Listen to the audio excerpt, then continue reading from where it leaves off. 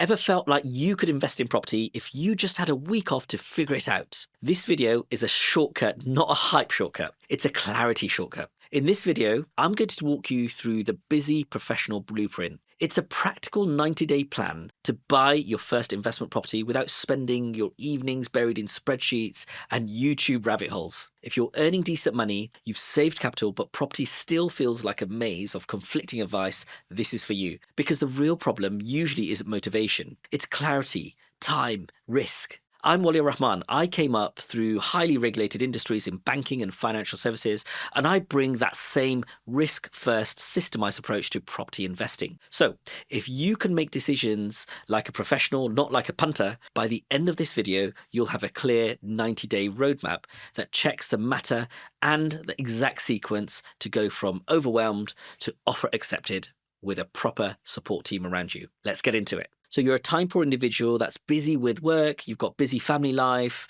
you've got capital saved, but you're stuck in analysis paralysis. Really, you want a boring, repeatable process that protects the downside. Look, success for a first deal is, it's safe financially, it's manageable, and look, we're not going to look for a home run on the first deal. It's about building safely and surely. Now let's talk about the 90-day framework. So let's go into detail about phase one, the foundation, right?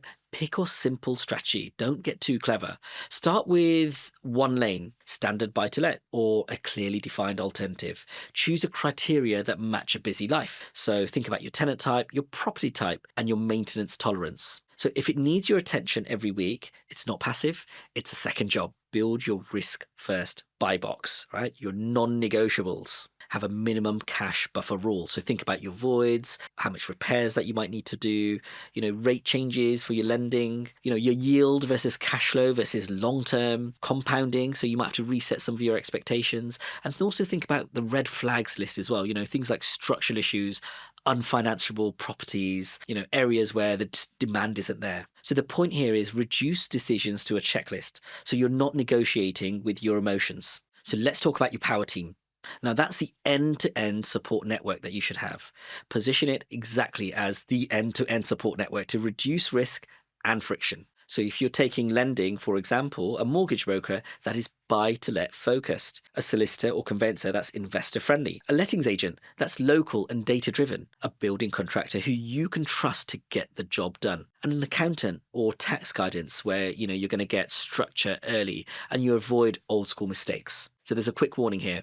Being time poor means you can't afford random providers. So phase two, the deal pipeline. How to find deals without living on Rightmove. So set a weekly pipeline routine that fits your busy schedule. So think about your area selection, so demand signals, tenant profile, the fundamentals of what a good rental looks like. Then have viewing discipline. So what to look for quickly and what to ignore. And also just think about how to prevent, viewing addiction with no offers. So score every property the same way. The numbers actually decide the deal, right? So you need to be simple and you need to have professional checks in place. So things like purchase costs and true all-in costs, mortgage reality checks, things like, stress testing your mortgage rates, running costs. So you got to think about your insurance, maintenance, compliance, your management of the property, and just be a bit conservative with your rental assumptions as well, not just best case. And define a go, no-go threshold before making offers. So your offer strategy, you need to be calm and consistent. Offer based on numbers and risk, not just desperation. So just think about your negotiation basics, right? So justification, comparables, condition findings, avoid the rookie trap. So overbidding to win when regretting it during surveys. So phase three, execution. What happens after the offer is accepted? So if you've taken a mortgage, what's the application timeline and documents needed? Things like a survey and how to respond to findings, like the legal process, what delays deals and how to stay ahead. So have a landlord readiness checklist before tenants move in, things like your compliance, your maintenance plan, if you're looking to manage it yourself, or which letting agent offers a completely hands-off experience for you if you're going with a managed approach. So let's explore the most common failure points and how this blueprint prevents them. So you might say, I'll start when I've researched more. Well, have a fixed timeline and weekly actions. You might say, I found a deal, but I'm just not sure. Well, have a checklist and a power team to go in and check that. I'm scared of risk. Well, you need to think about downside protections and buffers and have a professional process in place. Or if it's just, I'm too busy, well, pipeline routine that fits real life, or use a property sourcer. So to wrap up, this isn't about being brave, it's about being prepared. Slow and steady, compounding beats quick win chasing. Pick the buy box, assemble the power team, start the pipeline. If you found this useful, then smash the subscribe button and watch out for the next video.